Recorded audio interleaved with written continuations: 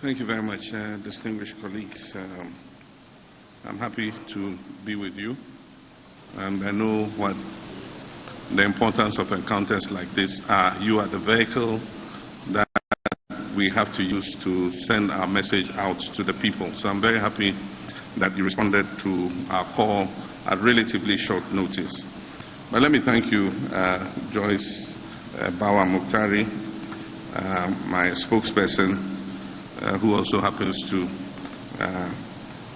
be a relative, for your kind introduction. And I say good evening to you, all my colleagues in the field of media and communications, and to you, the millions watching and listening from across our country and the world at large. We are at a crucial moment in our nation's history with 153 days the Ghanaian economy through the active support of private sector-led growth. And so be assured that the 24-hour economic policy initiative is a well-thought-through, data-driven, evidence-based, and comprehensive policy to expand critical and strategic segments of our economy sustainably, and it will liberate Ghana from the shackles of unemployment and economic dependence. And so, governance and fighting corruption for development. I am committed to drastically reducing the size of governments, and rightly so. This government has sufficiently proven to Ghanaians that with over 120 ministers and deputy ministers, all they could offer was to run our economy aground. I will run a lean, highly effective and efficient government of no more than 60 ministers and deputy ministers. And this is solid proof of my genuine commitment to curbing government expenditure. This leaner government will be the cleanest government Ghana has ever experienced. It will serve Ghanaians far better and set higher standards for future governments. What we have now can obviously never and should never be a yardstick for governance. My goal is to launch a renewed fight against corruption. I'll keep my appointees in check, and Ghanaians can be assured that drastic steps will be taken to punish the corrupt officials and their accomplices in this present administration. No actor in this NPP corruption enterprise will be spared. We'll also take action to repossess what has been unlawfully stolen from the Ghanaian people. As we all know, government procurement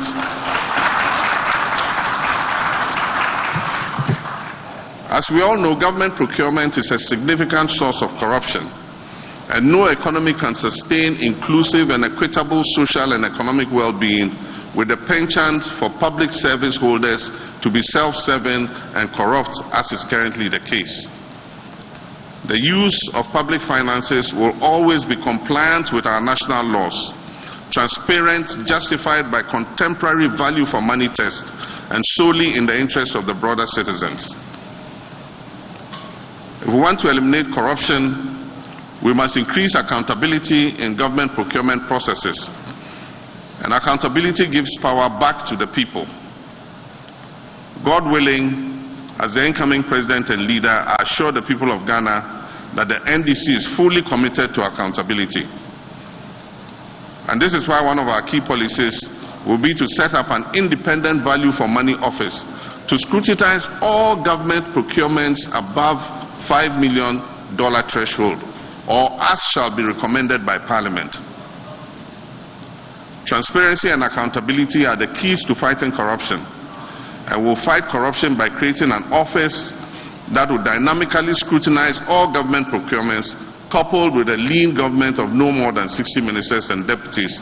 And I guarantee you that we will come out victorious in this fight against corruption. Developing the agriculture and agribusiness sector with specialized zones in all regions with support from the Farmer Service Centers and Exim Bank. Ladies and gentlemen, some people say agriculture belongs to poor people, but I say agriculture can generate significant wealth and employment. We live in a world crippled by the ever-increasing effects of climate change, and in this uncertain and sometimes volatile world, food security becomes a strategic issue. To put it simply, we cannot even begin to think about transforming Ghana if we don't put the right focus on agriculture. We cannot be successful in anything we do if we do not first put food on the table at an affordable cost for our people. Agriculture is the cornerstone of growth. Ignoring it is like trying to build a house without a foundation. The slightest storm will bring that house down. Without reliable access to affordable and nutritious food in sufficient quantity, growth and development are impossible. So I don't look at agriculture as an occupation for the poor. I look at it as the very basis of our future. The simplest way to achieve food security is to produce food locally. If you produce food locally, you are not dependent on imports. And so you can still feed the people even if international distribution chains are broken. We won't have to go to other countries begging for grain if we get things right. This is the food security strategy I'm fighting for, and this is why I'm looking at farmers, fishermen, and other protein producers as strategic partners in building the Ghana we want. A modern, vibrant, thriving Ghana. Others may look down on agriculture, but I don't, because I'm a farmer myself. I see farmers as my close brothers and sisters because of their strategic importance in helping Ghana become a true black star, not only of Africa but of the world.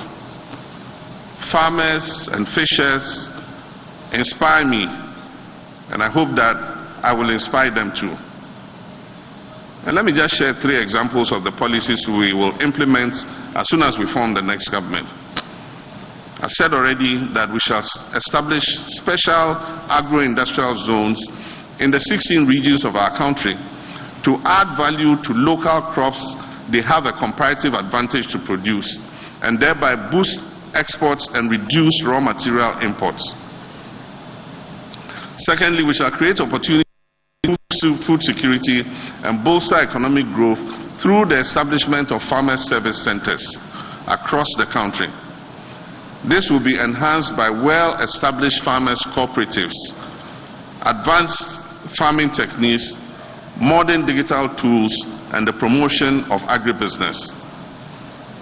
And the third, we will launch a program similar to the Operation Feed Yourself and Industries program of the early 1970s to make Ghana self-sufficient in basic staples and curb unnecessary imports of things that we have a comparative advantage to produce. All 3 policies exemplify to the highest degree my vision of agriculture as the cornerstone of our future growth. True leadership, like I said, is about vision and about empowering the people to live that vision. Now I turn to digital youth. Let's face it, the digital revolution is here to stay. It has already transformed our lives in ways that were simply unpredictable only a few decades ago, and it will continue to do so. Around the world and here in Ghana, we now have digitized factories and even digital agriculture. This is the 4th industrial revolution. Indeed, the 5th industrial revolution, the cognitive age that brings human and machine intelligence into close proximity for sustainable growth, beckons us. And the sooner we embrace it, the more prosperous our nation will become. And this is why I'm a true and firm believer in the right to affordable and reliable internet for all our citizens. I believe that currently everybody should have access to internet connectivity. You may remember that 4 years ago I promised Ghanaians that if elected president, I'll provide them with universal and affordable internet access. This promise still stands because my vision of a digital Ghana is as strong as ever. It is a vision that led me as president to deploy massive fixed and wireless broadband for reliable internet across our country, and it remains an undying vision. We need to be young in mind and in spirit, and this is a fabulous time in history, a time which we must be bold, create, and take advantage of the huge opportunities the digital world, particularly the digital economy, affords us. And so based on this vision of a new, vibrant digital Ghana, The next NDC government under my administration will partner with local tech startups and businesses to launch a digital jobs initiative to create at least 300,000 skilled employment opportunities for the youth in this sector. And so imagine this, 300,000 employment opportunities for our young people. And this is the field that they not only love, but they often excel at. I look at my children, my nieces and my nephews, and I'm amazed at their digital skills, as I'm sure many parents in Ghana are. So I'm telling you, like I tell everybody else, let these kids thrive. They are our future, so let them build this future. It will be glorious, I promise you. All they need from us is our support and understanding. And I promise all of them my full support and my wholehearted understanding. My dearest young Ghanaians, I stand by you 100% and I always will. When we talk about the digital revolution, we also need to talk about the digital divide, about those who are being left behind. On my watch, I'll do whatever it takes to provide universal access and bridge the digital divide in this country. We must close that digital gap. The NDC promises this, and it was in our 2020 manifesto, that we shall train 1 million coding professionals in demand of digital skills for growth, business process outsourcing, and knowledge process outsourcing ecosystems, ensuring that no one is left behind in this digital revolution. 1 million coders. I mean, just think about it. And I believe we can do it. And this is our plan. It is our pledge to you. And no Ghanaian will be left behind in this digital revolution. Let me also assure the sports fraternity that we shall develop our stadium infrastructure for track and field sports. We'll fix the deteriorating football pitches and pay stipends to footballers in the Premier League like we promised in 2020. What we call the lesser known sports shall also receive equitable attention like we give soccer. And I have good news for the creative industry. Our overarching policy for the industry shall be the Black Star experience. And this will be geared towards boosting the tourism and creative arts sector. It will include the Pan-African Month, the Ghana Film Festival and Awards Month, the Ghanaian Heritage and History Month, the Fashion and Food Month, and the Diasporan Month. Additionally, we'll rehabilitate all our regional centers of national culture and make them available to the creative industry. We'll also support aging artists many of whom currently live in poverty. My colleagues, ladies and gentlemen, together we shall overcome. Together we shall reset the narrative and restore Ghana to its rightful place among the Committee of Nations. The time for change has come. The time to change this non-performing, corrupt government is now. Let us seize this moment to build the Ghana we want together for a brighter future for our children and for generations yet to come. May God bless our homeland, Ghana. And I'd like to stop here and invite you to ask your questions so that we can continue the conversation about the many other issues I have left out for now. I thank you very much for your kind attention. Sami said on sports. As a nation that prides itself as a sports nation, we currently do not have any world-class or international category A stadium in the whole of Ghana, despite millions of dollars sunk as creating infrastructure for the sports.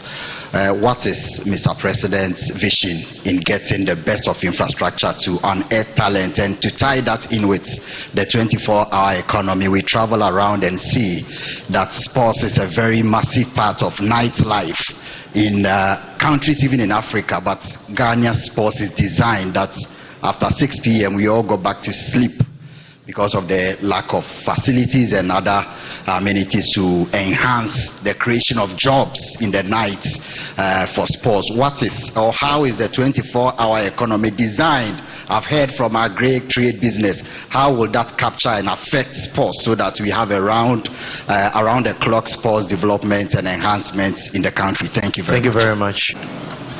I'm sorry I missed the question on sports.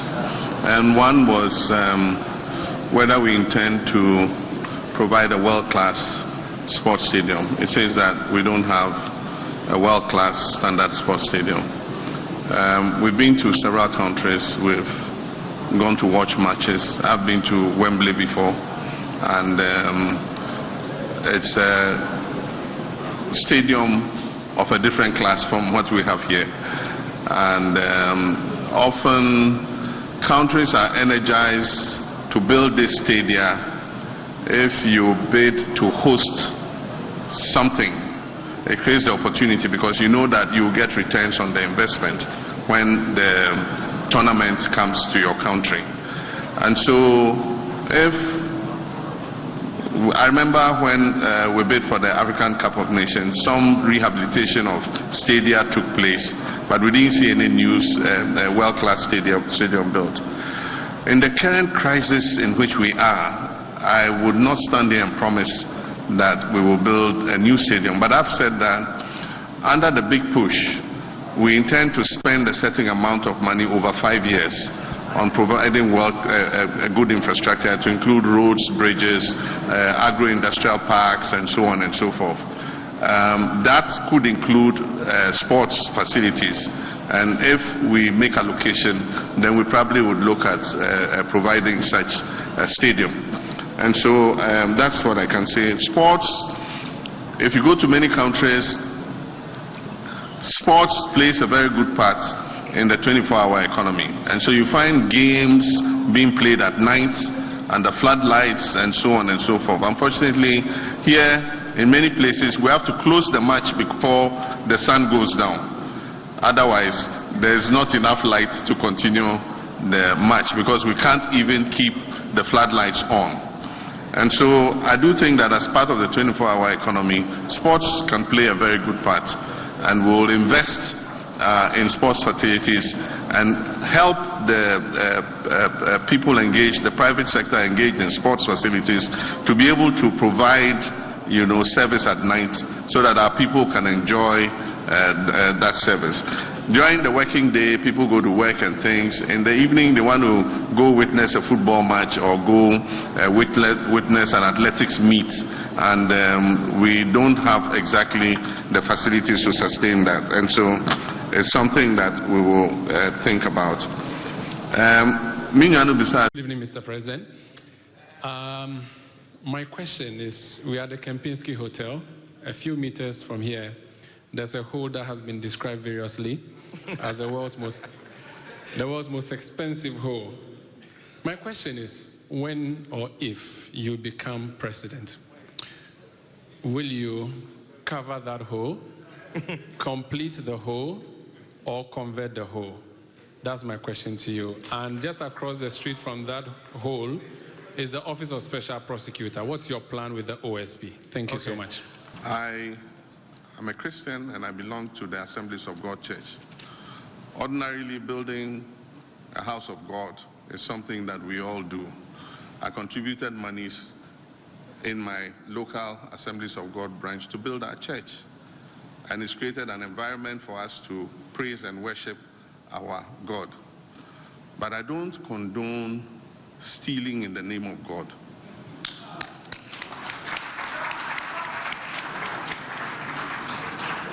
And that is what has happened in the case of this National Cathedral. It is instructive that members of the Board of Trustees, some of the members of the Board of Trustees, have resigned, and they have called for a forensic audit of the National Cathedral. I'm not saying it. Members on the board believe that fraud has been perpetrated against the people of Ghana, and they are calling for a forensic audit. At the time this National Cathedral came up, it was somebody's personal commitment to God. And we are sure that public funds were not going to be used for the National Cathedral. Unfortunately, we hear that 300 and something million has gone into it. Where did those payments go? Were they justified? Who did they go to? These are all things that we have to unravel. And I think that that is the first thing we do before we even decide what to do with that huge pit. And so first, let's investigate and do a forensic audit. And if people have, illegally and unlawfully taking the monies of the people of Ghana, they must be made to refund those monies. And so that's the first thing I'll do with regards to the cathedral. It's refreshing to hear about what could be done about corruption. And Mr. President, when you were voted out, I encountered many civil society leaders who said the corruption was endemic, and extending the time of the NDC would mean the corruption will get worse.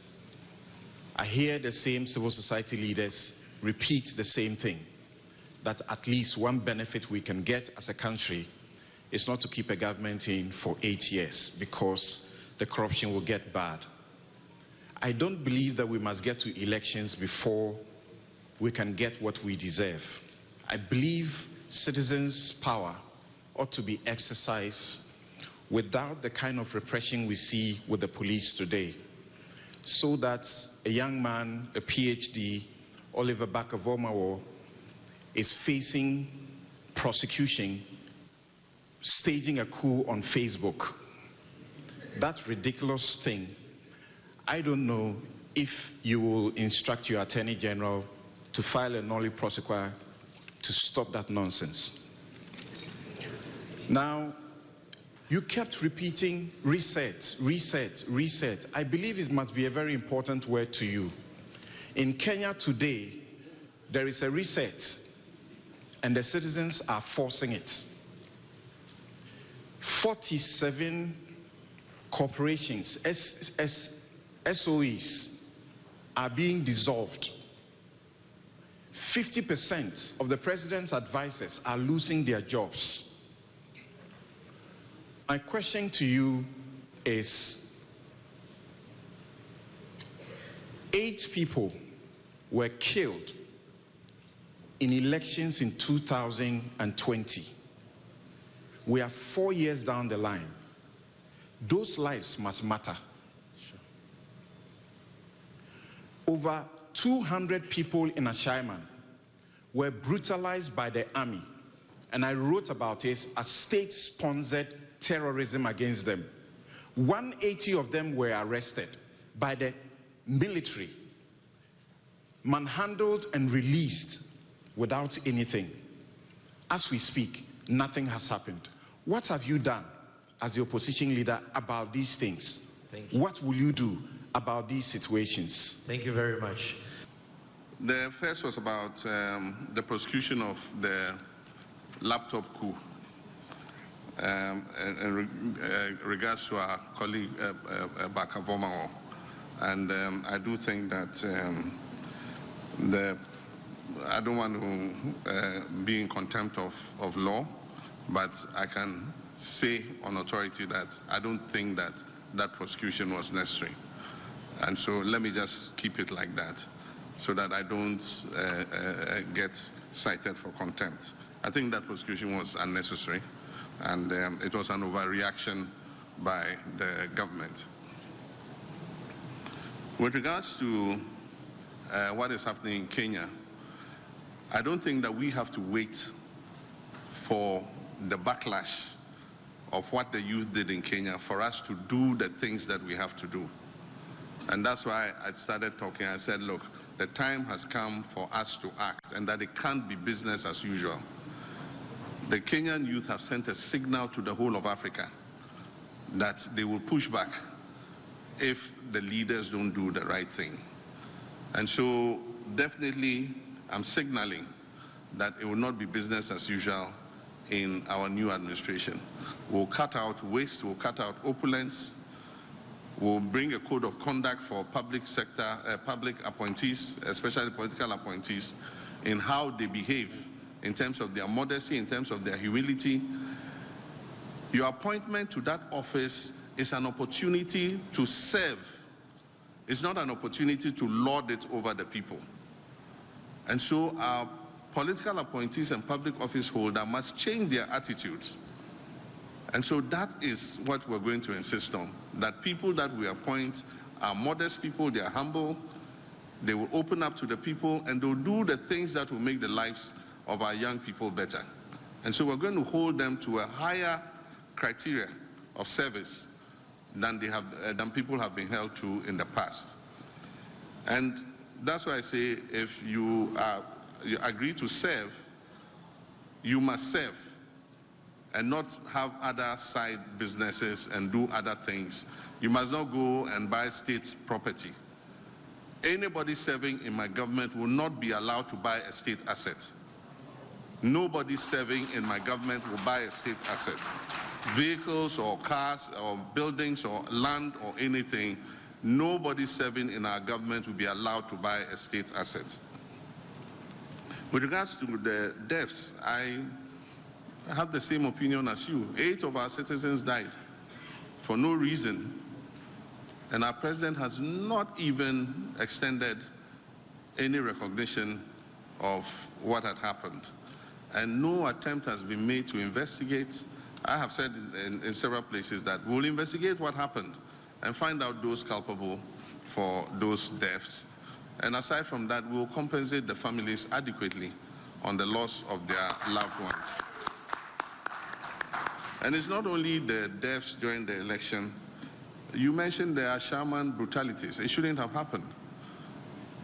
I mean, a soldier was killed, very unfortunate, by a group of armed robbers. And because of that, a whole community was subject to brutalization. I don't think things like that, should happen in the 21st century.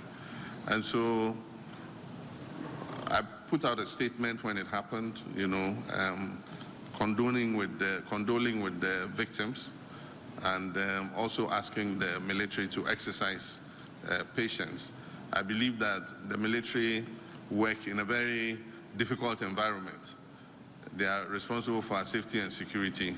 But at the same time, they should recognize that the money the taxpayers pay that put them in that uniform and give them those instruments are to protect the citizens and are not supposed to be used to brutalize the citizens. And so we need to see how we deal with that. Ayawaso West Wuogon, a whole commission of inquiry was set up. Government has with impunity refused to implement the recommendations of the committee. Only recently I visited one of them. He was a footballer. He is unable to go back to work or do anything because of the infirmity in his leg. And so I went and presented a freezer, a flat screen TV, and 5,000 cedis to him in order to help him keep going.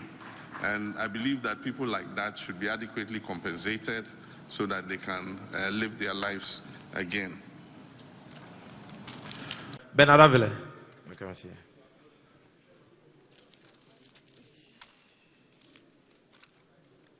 Thank you very much, Sami. Thank you, Mr. President. I think there are 2 pending questions that were forgotten, the sports question and then the Umaru Sanda question on OSP. So my question is, you said that you can work with 60 ministers, which is interesting. The number of DCs has increased from 110 to 261. And it appears when districts are created, the EC also increases the constituency. So now we have 275. Those are also arms of government that are expensive. Now, while this is happening, the AMA had 9 districts created out of it in 2018 to 2019. So we are increasing districts. We are creating new districts even in AMA, but AMA has only 3 sub-metros. So the ability to raise revenue is also lower. So it's a 2-in-1 question. Are we going to stop at 261 districts, 275 constituencies, cutting costs? And within that same question, the issue of AMA becoming only 3 sub-metros, they can't raise enough revenue. So it's difficult to manage the city. You've spoken about building a new capital. Does that mean Accra is a lost cause? Thank you very much. Increasing districts. That is part of the expenditure government has to bear. Bernard, unfortunately, it is provided for in the Constitution, and unfortunately, it has been misused by governments. A lot of the time, the motivation for splitting districts is to create additional constituencies. And so you find that districts have been split and become unviable because they are too small and do not have economic opportunity to be able to be viable as a district. There are many districts today whose only source of income is District Assembly's Common Fund. And so unfortunately, that is what has happened. I remember when I was a deputy minister, the districts were under 100, about 90 districts or 70 districts or something like that. Today we have 261. And there's no scientific basis for the division except gerrymandering. Because there are districts that are bigger that should have been divided, that are not divided.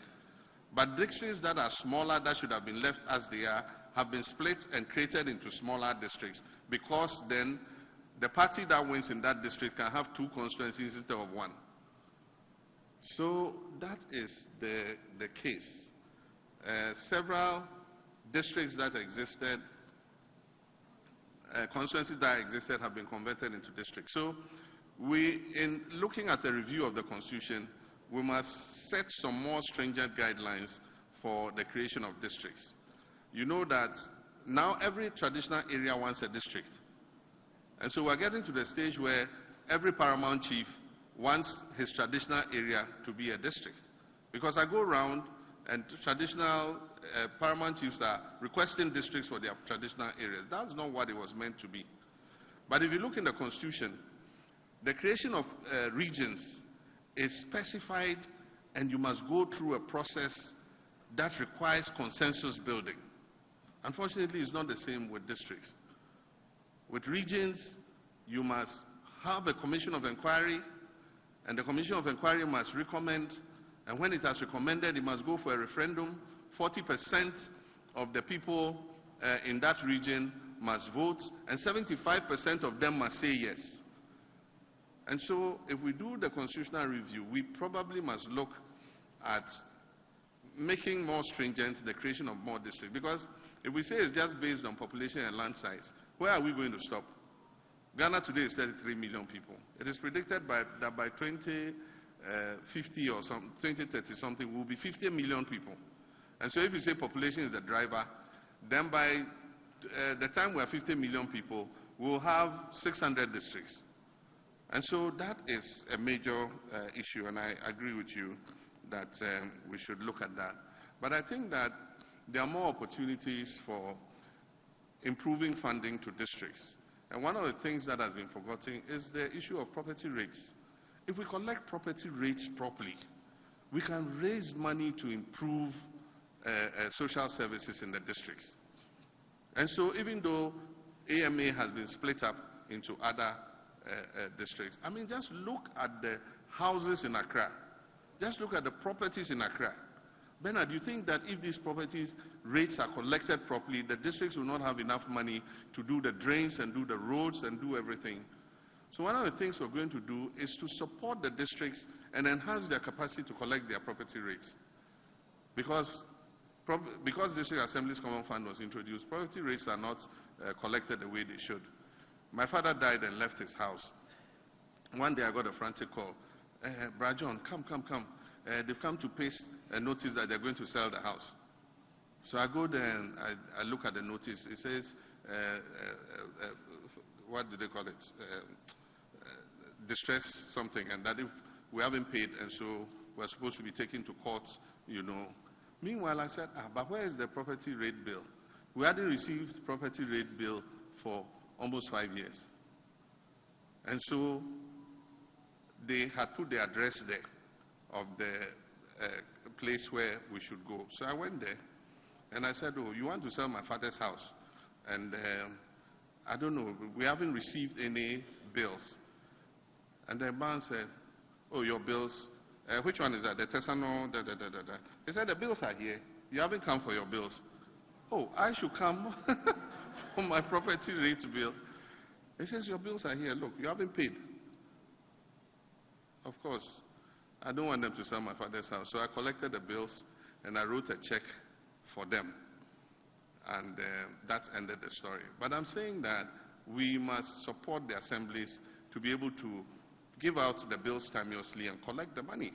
And we must value those properties properly. I mean, some of those properties, if you charge 5,000 cedis a year, I mean, they'll be willing to pay because the value of the house is worth millions. And so that could be a new source of funding for district assemblies. Accra is getting difficult to manage because of its size and population. And so the city is spreading beyond its limits. It makes it difficult to continue to provide social services to the city. And so I propose that we look at establishing a new city so that we can move some of the agencies out of the city in order to reduce the pressure on Accra. Can you imagine if Nigeria had not built Abuja today? Lagos would have been in gridlock. You will not be able to even walk in Lagos because it would have been shut down. So I said we must start thinking about creating a new city and moving some of the agencies and departments out of the city. But of course, we must connect the two cities with good transportation networks so that people can go back and forth. And aside from that, it gives us an opportunity to plan that city better and ease the gridlock in Accra.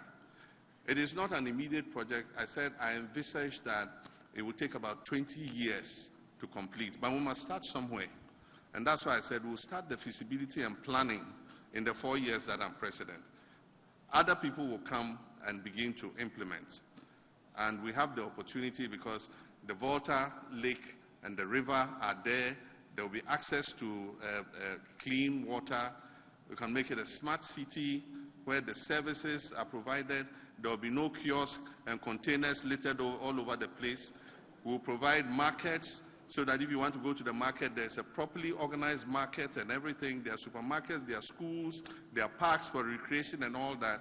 We can even make it a tourist center. We can create amusement parks so that families can go there and have amusement. We can have a water park. We have no water park in this country where you can go with your family and have a nice time. And so I've envisaged that if we start towards it, we might not live to see the end of it for some of us, but our children and our children's children will benefit.